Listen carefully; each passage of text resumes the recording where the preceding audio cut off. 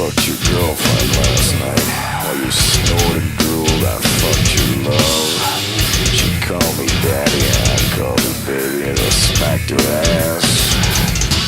I called her sugar when I ate her alive till daylight. I slept with her all over me from forehead to rib cage. I dripped her ass.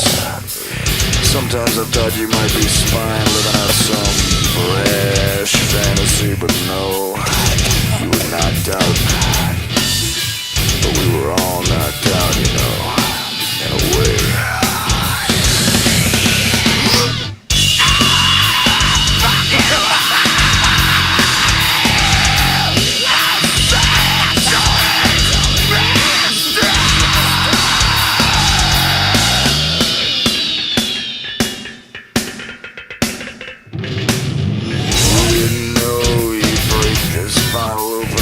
Magic came in to use those jagged shards to cut our wrists and neck.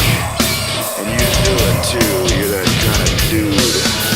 But you wouldn't know what you were doing because I didn't. Your girlfriend could have been a burn victim, an amputee, a dead body. But goddamn, I wanted to fuck.